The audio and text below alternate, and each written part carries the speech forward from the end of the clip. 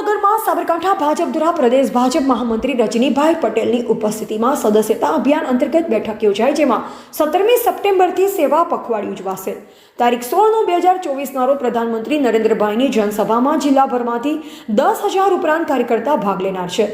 Bharatiya Janata party દ્વારા પ્રદેશ એકમે 15મી October સુધી સદસ્યતા અભિયાન પૂર્ણ કરવા લક્ષ્યાંક અપાયો છે.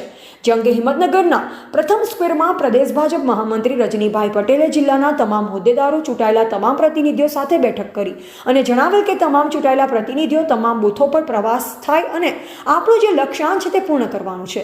આ એક જવાબદારીવાળું કામ છે. આપણે વિશાળ પાર્ટીના કાર્યકર્તા છે અને સત્તા સ્થાને છે. આપણી વિચારધારા, પરિશ્રમની પરાકાષ્ઠા સાથે કામ પૂરું કરવાનું છે. જિલ્લાએ જે આપણને લક્ષ્યાંક આપેલ છે તેના કરતાં વધુ સભ્ય બનાવીએ. રજનીભાઈ પટેલે 1968માં પંડિત દીનદયાળજી જનસંઘના આપણા પ્રથમ અધ્યક્ષ હતા.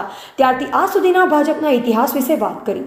આ પ્રસંગે જિલ્લા ભાજપ પ્રમુખ કનુભાઈ પટેલ અને જિલ્લા સંગઠન પ્રભારી ગજેન્દ્રભાઈ સક્સેનાએ જણાવેલ કે 17મી તારીખે વડાપ્રધાન નરેન્દ્રભાઈના જન્મદિવસે દરેક બૂથ ઉપર 100 સભ્યોની નોંધણી થાય અને આ દિવસે ગુજરાતે આપેલ 1 કરોડ સભ્ય નોંધણીનો ઇતિહાસ થાય તેમાં સહભાગી થવાનું છે. નરેન્દ્રભાઈના જન્મદિવસે યુવા મોરચા દ્વારા રક્તદાન કાર્યક્રમ કરવાનો છે. 18 થી 24 સપ્ટેમ્બર સુધી સેવા પખવાડિયા અંતર્ગત શાળા પરિસર તથા હોસ્પિટલોમાં સફાઈ અભિયાન.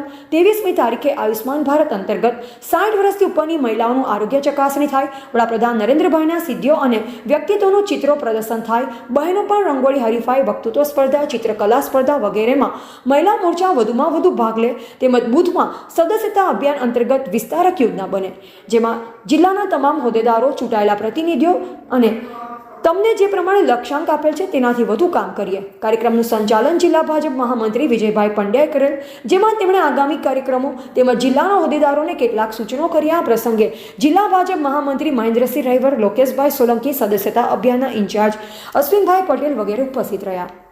એવા રાજકમલસિંહ પરમાર, ભારતની અસ્મિતા, સાબરકાંઠા.